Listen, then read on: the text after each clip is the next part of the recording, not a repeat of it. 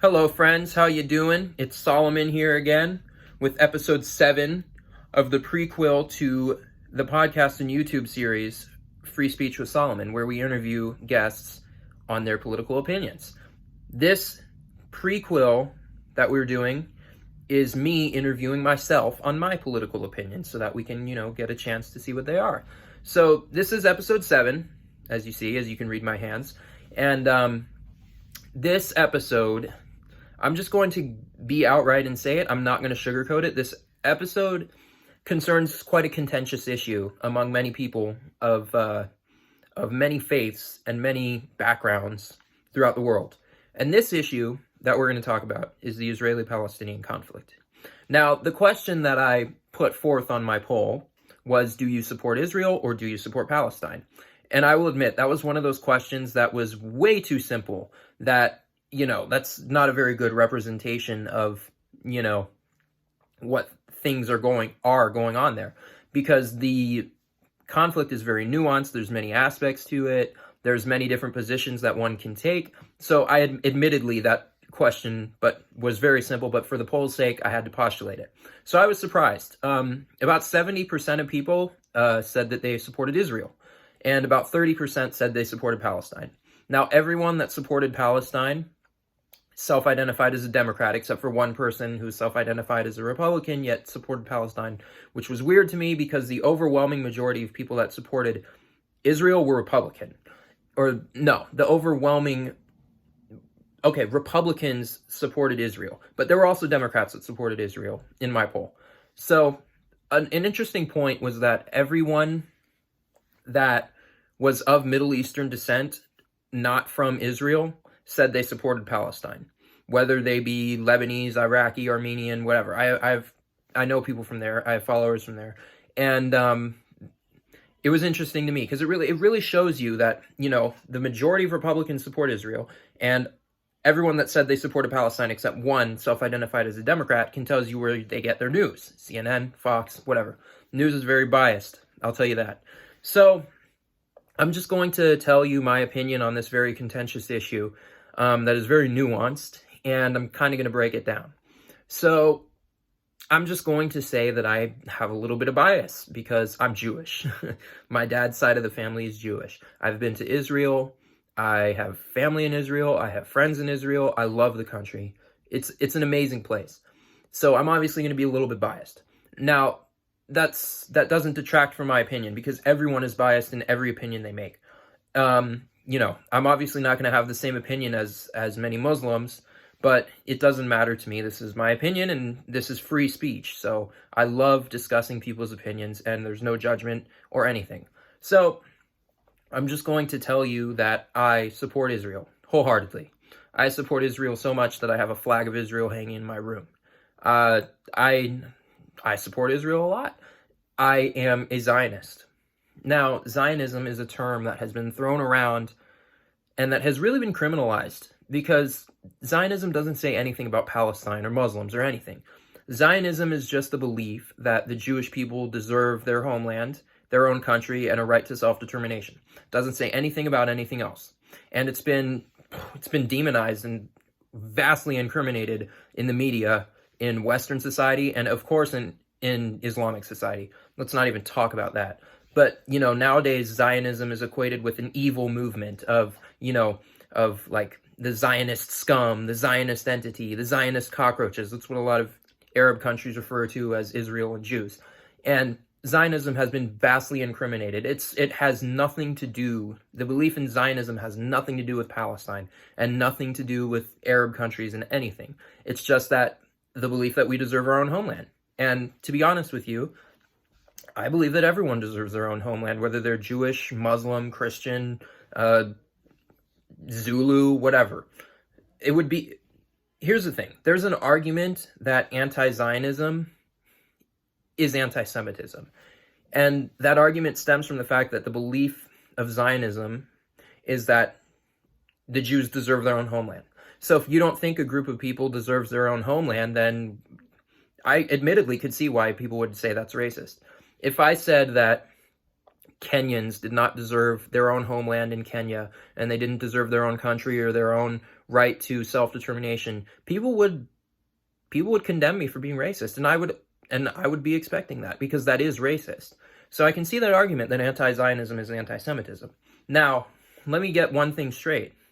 Just because I'm Zionist and I support the state of Israel, and I support the right for the Jewish people to have their own self-determination and to have their own country in their indigenous land of Israel, I may add, because there have been countless genetic studies that have looked at the genomes, the autosomal DNA, the paternal DNA, and the maternal DNA of various Jewish ethnic divisions. Now, I say ethnic divisions because there are different groups of Jews: Ashkenazi, Sephardi, Mizrahi, Yemenite, Ethiopian. There's the B'nai Israel in India. There's a lot of different Jewish groups. And these Jewish groups all have ancestry that goes back to the Middle East, at least partially, all right? So what I say by that is that Ethiopian Jews, well, by appearance, are overwhelmingly Ethiopian. Some of their DNA traces back to ancient Israel, traces back to the Middle East. The Ashkenazi Jews, which admittedly I am a member of, my father is Ashkenazi, and I think we had like a Sephardi grandparent or something like that. So the Ashkenazi Jews moved to Europe. Well, they were forced to Europe. They were exiled there. The Mizrahi were exiled to other parts of the Middle East. The Sephardi were exiled to Spain and later North Africa and Italy and Greece and the Balkans and all that kind of stuff. So we all share genetic heritage with each other. And the genetic heritage that we share with each other traces back to the Levant, which is the region of Israel, Palestine, Jordan, Lebanon, and Syria. So our ancestry literally traces back there. I took a DNA test, and it can tell me my paternal ancestry. It told me that my paternal ancestry traces back to Israel, Palestine, Jordan, and Lebanon, which is really interesting by looking at my paternal haplogroup. And the studies show that the vast majority of all Jewish groups have at least some ancestry that goes back there. In the case of Ashkenazi Jews, it's about 50% ancestry from the Middle East, 50% ancestry from Italy, Greece, and other areas, because the history of the Ashkenazi Jews is that their descendants were kicked out of Judea by the Romans during 117 AD, and they had to move to Italy and Greece and took local wives and then converted them to Judaism and then intermarried only with each other. So the Ashkenazi Jews are still native to the Middle East. At least half of their DNA is native to the Middle East. And even some of the founding women of the Ashkenazi Jewish genome have roots in the Middle East as well. So the same can be said for Sephardis and Mizrahis. So basically, there's a notion that Jews are outside colonizers and that they're not native to the land and that they stole the land from the Palestinians and did all these evil, horrible things.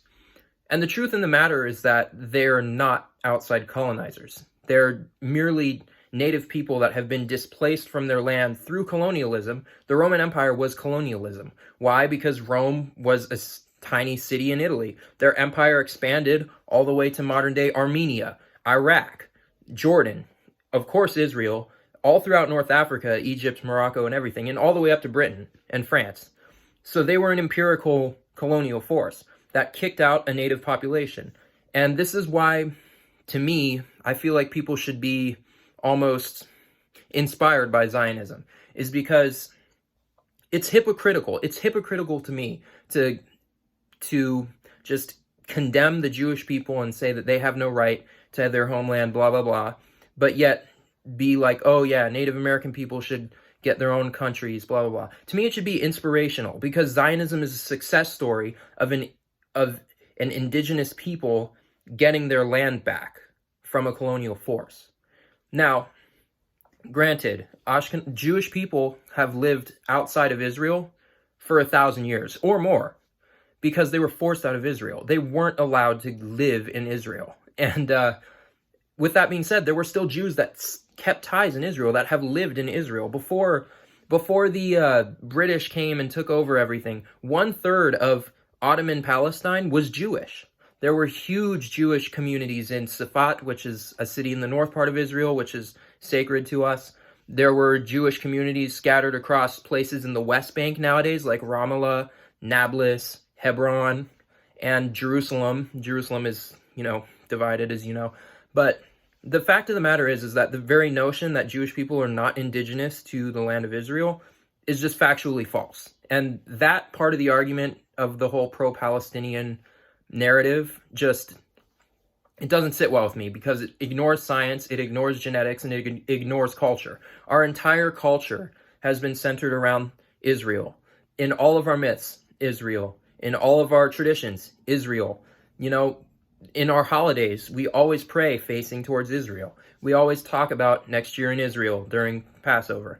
It's our entire culture has really been shaped on returning back to our homeland, and we've kept our genetic ties to our homeland even through colonialism and through countless massacres throughout history. The Holocaust, the Russian pogroms, the Spanish Inquisition, just to name a few. There have been so many instances in which Jewish people have been oppressed, murdered, killed off, genocided, whatever. And it's not only in Europe. In a lot of Arab countries, there have been pogroms against Jews at certain times. In the 1400s in Morocco, in the 1000s in Iraq, and most recently when Israel became a state, all the Arab countries implemented harsh pogroms and massacres on Jewish people and forced the Jewish people of those Arab countries to move to Israel, thus making Israel stronger, which has kind of backfired on them.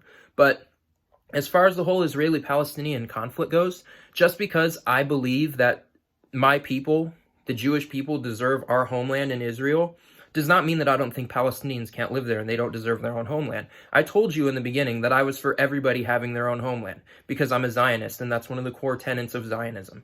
So the Palestinians obviously deserve their own country and their own homeland. My problem is that I'm pro-Israel because the Jewish people, sorry, not the Jewish people, Israel has been willing to compromise numerous times in terms of, we'll give you this part of the West Bank. We'll give you this. We'll give you this. We'll give you this. The Palestinians never compromise, and they never take yes for an answer. They're always like, no, we want all of Israel, and we want all of the Jews dead. And that is the problem, because how can you make a deal with someone that isn't willing to listen? That's the problem with the Israeli-Palestinian conflict. Now, I'm not going to lie to you guys. I've seen some of the things that the Israeli military has done that, people condemn. For instance, in 2014, during Gaza, there were some things that happened, some protests. Later on, you see it on the news. But, the thing is that in Israel, you're not taught to hate Palestinians. You're not taught to hate, Arabs or Muslims or anything. 20% of Israel's population is Muslim.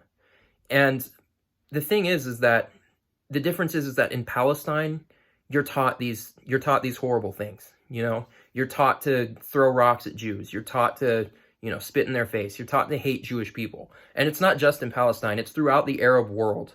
Now, I'm not Muslim, so I can't, speak about Muslim traditions or anything, because it's not my culture. But from what I've seen and from what I've heard from people that are Islamic and that have lived in repressive countries like Iraq or Saudi Arabia or Syria or something like that, there's a lot of things that go on in these Islamic countries. And Israel has always been the scapegoat. And for people that are anti-Israel and don't think that Israel has a right to exist, I say that that's completely anti-Semitic. And that is completely just against Jewish people. And furthermore, the conflict is not so cut and dry. You know that. So there have been many instances in which peace was on the horizon, but then, oh, nope, they had to kill him. Or, oh, nope, someone else died. The base, when it all boils down, Israel is not going anywhere. The Palestinians are not going anywhere. I get that. I want to be friends with the Palestinians. I want Palestine to have its own country and have a great government and have a good economy and, stop being filled with terrorists. And, I want that. But the problem is that the Hamas is a terrorist organization, runs Palestine. Palestine gets so much aid from the UN, so much financial aid. And what do their leaders do? They buy weapons to try to kill Israel. They pocket it for themselves. The Palestinian people are suffering. That's not a debate. That's not even a question.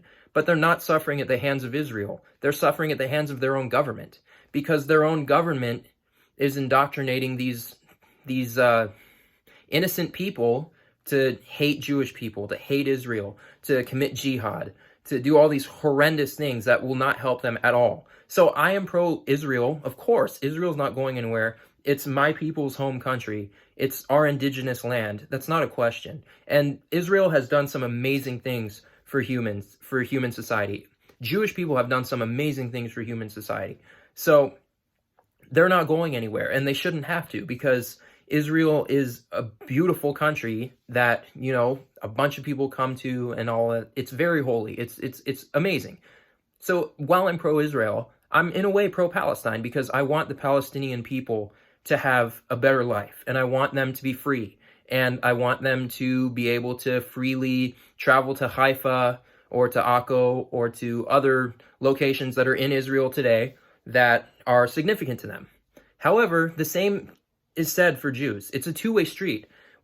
Israel and the vast majority of Jewish people are willing to make peace, but the Palestinians aren't willing to listen. That's my problem. And my problem is that they're also so filled with hate towards Jewish people that it's just unstomachable. I can't stomach it, because it's counterintuitive.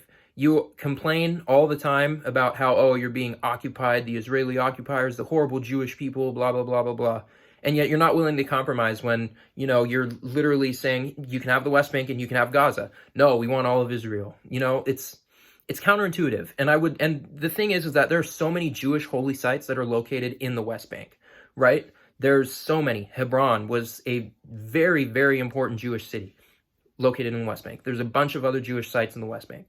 And in terms of Israeli settlement, yeah, I don't really support that. It's Palestine's land. It is Palestine's land. So you should stay in Israel, because you're not helping anyone by settling in their land. But at the same time, the Palestinian people are just not willing to compromise, and that's my problem with Palestine, is that they're not willing to compromise. They're not willing to make a deal. They're not willing to make peace. The only way that they'll have peace is if all the Jews disappear and Israel is entirely theirs, and that's counterintuitive for me.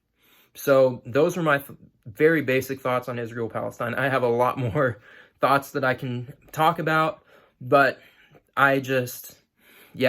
Israel's not going anywhere. Palestine isn't either. We need to come together and make peace. And here's another thing. The other interesting thing about the genetic studies on Jewish people is that the closest population that isn't Jewish, that Jewish people are related to, are Palestinians, followed by Lebanese, followed by Syrians. So it's interesting to me. You know, I've been mistaken for Arab multiple times. I've been mistaken for Palestinian. I've been mistaken for Muslim. I've been mistaken for, you know, all of this. And, you know, we're so close. We have so much in common. We're so close to each other in proximity too. But yet there's so much hatred and so much animosity. And I'm not going to say that, you know, there are no Jews that hate Palestinians, because of course there are. There are fringe Jews like that. But I'm just going to say that from what I've seen in the media, the vast majority of Palestinians don't even care about peace with Israel. They just want Israel and the Jews gone, and that's my problem. I would love to make peace with Palestine, but they would not like to make peace with me because I'm Jewish, because of my religion, because they think I'm an outside colonizer, even though I look like them.